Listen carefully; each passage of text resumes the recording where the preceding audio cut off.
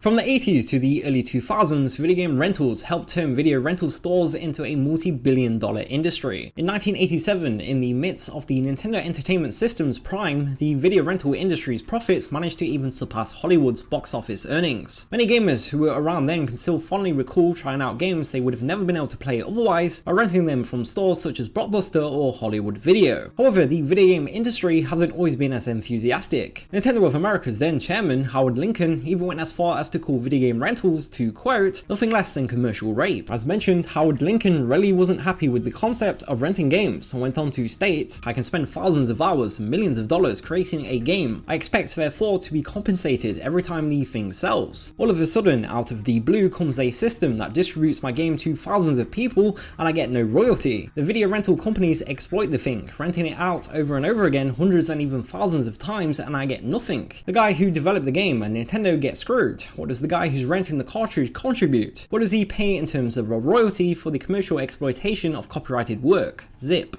Nintendo attempted to get their games included on the Computer Software Rental Amendments Act, which banned the rental of computer software in the United States, arguing that video games were technically software. But Nintendo's hopes were blocked by the efforts of the Video Software Dealers Association, a trade organization that represented the rental store industry. They tried again in 1990 with the Computer Software Protection Act, but that bill went nowhere. They even sued Blockbuster over copyright infringement for providing photocopied manuals alongside rented Nintendo games, a move that Blockbuster called a reflection of the frustration Nintendo feels at their inability to ban the rental of video games through congressional action. The suit was eventually settled out of court though. Furthermore, it's also been long rumoured that international versions of a number of classic games like Castlevania 3, Dracula's Curse and Contra Hard Corps were made harder compared to their original Japanese counterparts in an effort to combat video game rentals. After all, if a player could beat a game after renting it for just a week, then why would they bother buying it? While this claim has never been outright proven, it is supported by the fact that video game rentals don't really exist in Japan for the most part. In the face of Japan's exploding rental industry and mounting allegations that rental stores were using cracked or bootleg media, video game companies joined forces alongside the Recording Industry Association of Japan and the Compact Disc and Video Rental Commerce Trade Association of Japan, lobbying for changes in the country's copyright law in 1984. They ultimately succeeded and established a new legal provision called the right of lending. This amendment states that the author shall have the exclusive right to offer his work to the public by lending copies of the work. This essentially gives copyright holders the authority to decide whether or not to allow their works to be rented out by a business, which many of Japan's entertainment industries choose to do so, albeit often at the cost of high royalties and other stipulations. In fact, while the advent of streaming services largely killed off rental shops in the West, they are still thriving in Japan to this day. The nation's biggest rental chain, Sastaya, has over 1,400 locations and rents out movies, books, magazines, manga, and even CDs. However, they do not rent out games, only selling them instead. This is because most Japanese publishers do not allow their games to be rented, as can be seen printed on the covers of various games in Japan, such as Beautiful Joe, reading commercial use, unauthorized copy and rental prohibited. This has led some to believe that renting video games is outright illegal in Japan, but this isn't necessarily true, as there have been a handful of cases where video game publishers allowed businesses to rent out their games. For instance, in the fall of 2000, Sega cut a deal with Sastaya, which lets gamers rent a Sega Dreamcast system alongside a select number of games for a week at just 400 yen. Although this service ended up getting canned the following year in the wake of the Dreamcast cancellation. In 2006, Koei attempted to create their own video game rental service called RentANet, which allowed players to rent various games through RentANet kiosks located in Japanese retailers. Koei offered video game publishers a stunning 45% cut of the profits in exchange to rent their games out through the service. Furthermore, the price to rent games worked on a tiered system based on the game's age. GameSpot reported, to maximize sales, new games will not be offered until they've been on the market for at least 1 month. After 1 month and until a given game is 3 months old, it will be available for rent at 2,700 or 2,800 yen for a 5-day rental. There will be a sharp discount for older games. Titles that are 3 months to 1 year old will rent for 800 or 900 yen, and titles more than 1 year old will rent for just 500 yen. This helped win over the likes of Square Enix, Sony, Bandai Namco, Electronic Arts, and more into signing up with Koei through RentANet. The service debuted debuted in May 2006 at 6 retail stores in Japan, with Koi hoping to run 1,500 RentANet units across the country by 2008. Yet again though, this service came to an end less than a year later in late February of 2007, with Koi citing difficulties in getting the business model off the ground. According to IGN, Koi reported a loss of over 32 million yen for the current financial term due to RentANet's termination. Since then, a few games have been available to rent in Japan as part of a promotion, such as when Konami allowed players to rent trial copies of Winning 11 Playmaker 2008 on the Nintendo Wii for free at Tsutaya. On the other hand, Kotaku East Richard Eisenbase stated that some Japanese internet cafes sidestep the law by offering their customers the chance to rent consoles and games by the hour as long as they play them in the cafe. Nevertheless, despite the nation's healthy rental industry, renting video games remains an oddity in Japan. What do you think of video game publishers' stance on rentals in Japan, and do you think they're missing out? Please let us know your thoughts in the comments below, and consider subscribing if videos on regional and cultural differences like this are something that you are interested in. Until next time, thank you for watching.